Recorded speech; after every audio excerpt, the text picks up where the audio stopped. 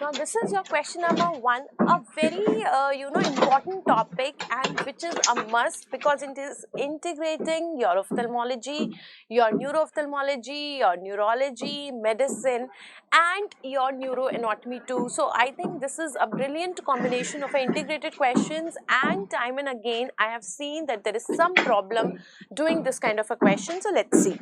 This patient is actually shown in the image has normal vertical eye movement. So you don't have the option there of highlighting, but I highlight so that you will come to know what are the things you have to pay attention to, pay heed to when you are reading such questions. So they have normal vertical eye movements. The left eye has left jerk nystagmus on attempted left gaze. So this is again important. Where is the most likely location of the causative lesion? Now, whenever you are given the images, I always say look at the image and also look at the options first and then come back.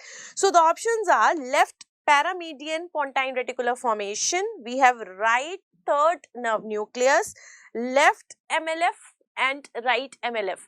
Now, if you have got this answer, please comment your answer in the comment section. Let us see whoever will get the maximum answers right at the end of the session will definitely get something exciting and surprising from us, and you will also get to know that will be a boosting factor for yourself also, that how many rights you have given.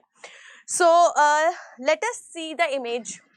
Now, whenever you see this kind of image, always start with the central image. We always start with the central image. This is your primary gaze, and as you can see, yes, you can see the primary gaze does not have any problem, and this seems to be normal. This seems to be normal. Now, because they are saying that there is a problem on attempted left gaze, so first I will see the right gaze. So, this is the patient's right gaze. Can you see? Now, when the patient is seeing in the right gaze, what is happening? The right eye will abduct. So, you can see the normal abduction here, and the left eye will adduct. So, you can see both are there. Person is able to see in the right gaze properly. We are not having any problem. So, we don't have any abduction deficit in the right eye. We don't have any adduction deficit in the left eye. Now, look at the left gaze. When you see that the patient is trying to see in the left gaze, left eye should adduct, so that you can see here. But if you look at the right eye, there is, sorry, this is abduct, and if you see at the right eye, there is no adduction. There is no adduction. Now, how will you comprehend this when I say this? Now, what is going to take place? That means right eye adduction deficit. We have got right eye adduction deficit, and along with this, they are saying that there is a left jerk nystagmus. So, when the patient is trying to see in the left gaze, right eye has a adduction deficit and the left eye has nystagmus. So, this will be your abduction nystagmus. So, I think this has become very, very clear now. We have a adduction deficit in the right eye and we have got the left abduction nystagmus. Now, if you look at the options very clearly, they have given you the gaze centers, PPRF. PPRF is a horizontal gaze center, and then we have got your MLF lesions also, and then we have got the third nerve nucleus. Now, third nerve nucleus lesion is very, very, unlikely here, because you know that all the muscles are supplied by, the third nerve except for SO4 and LR6. Right eye abduction is normal. So, that means we have got the sixth nerve nucleus, that is fine here. Then we have got the third nerve. Now, the third nerve, if the third nerve has gone, that means there will be a problem in your superior rectus also, in the inferior rectus also, then you have got the inferior oblique also. So, all these muscles will have a problem and you will not have the nystagmus in the other eye in cases of the third nerve palsy. So, that means either we have a problem with the PPRF or we have a problem with the MLF. Now, how to comprehend this? If you look at the eyeballs, suppose these are your eyeballs, okay, and this is your right eye and this is your left eye. Now, once for all, make this concept very, very clear, because this will be helpful at many places. Now, try to make the muscles here. This is right eye, okay, and then this is the left eye. Now, if you name these muscles, this will be your lateral rectus, this will be your medial rectus, and then you have got the lateral rectus. And definitely you are going to get some question on INO or the 1.5 syndrome. So this concept should be very, very clear. Now, I'll draw a mediating line here. Now, the person has a problem in the left gaze. What are the two things that are required when we want to see in the left gaze? I require this lateral rectus. Now, this lateral rectus is supplied by the 6th nerve. So, we have got the 6th nerve nucleus here. Then, I also require the medial rectus. This medial rectus also I require. Now, this medial rectus is actually supplied by the 3rd nerve. So, this is your 3rd nerve nucleus. Now, how they are interconnected with each other? So, this 6th nerve nucleus is getting the innervation from the PPRF. This is your PPRF. Now, this PPRF is sending the innervation to 6th nerve nucleus, and this is also sending the innervation to the medial longitudinal fasciculus. So, this is going to MLF also. MLF is innervating the 3rd nerve nucleus, and 3rd nerve nucleus is reaching to the medial rectus.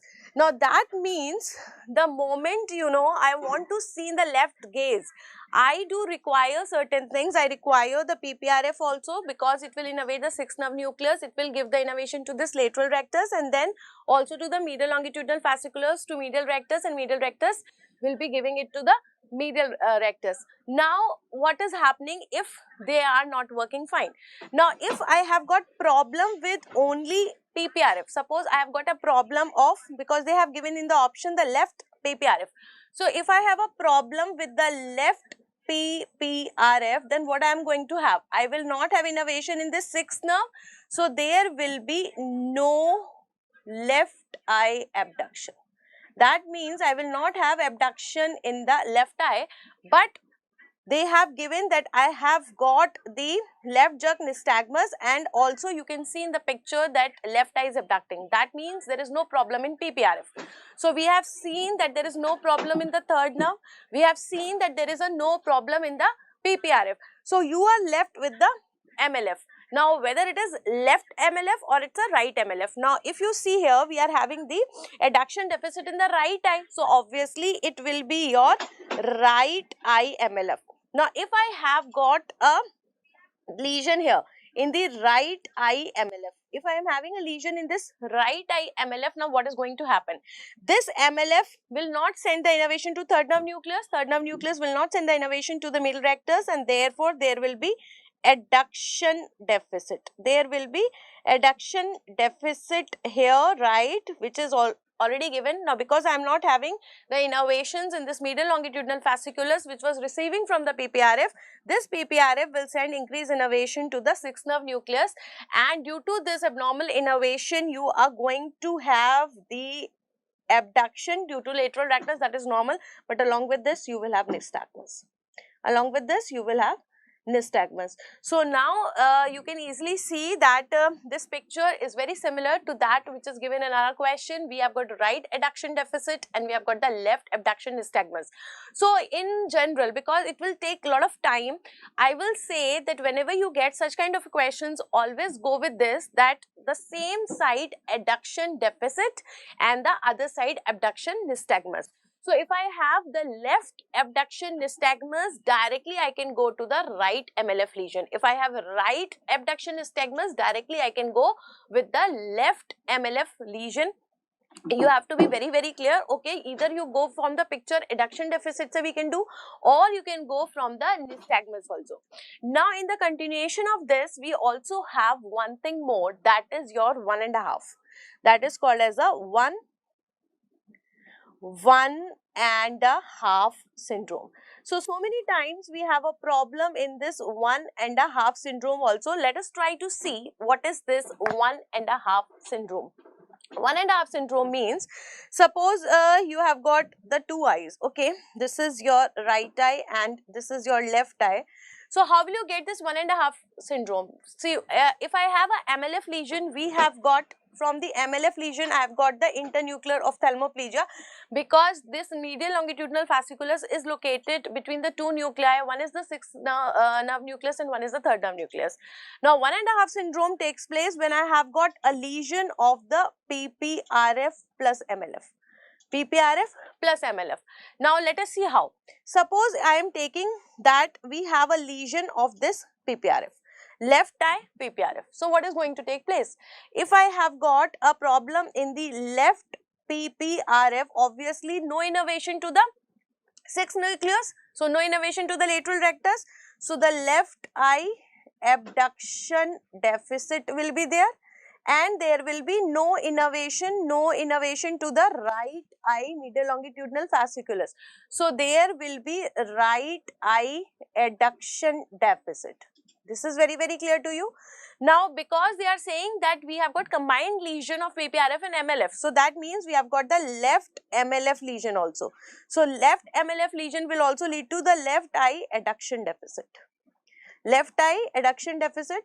So, what you are going to get? So, that means I have got left eye I have got abduction deficit also, left eye adduction deficit also, but in the right eye I have just the adduction deficit, and due to the left MLF lesion I will have adduction deficit on this side and contralateral abduction nystagmus. So, what you are leaving?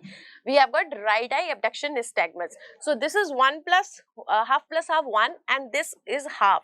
So, in the last what you are getting is 1.5. This total is called as a 1.5 syndrome. I think this is very, very clear, very important. We have got internuclear ophthalmoplegia, and then we also have the medial longitudinal fasciculus lesion along with PPRF, giving you 1.5 syndrome. All right.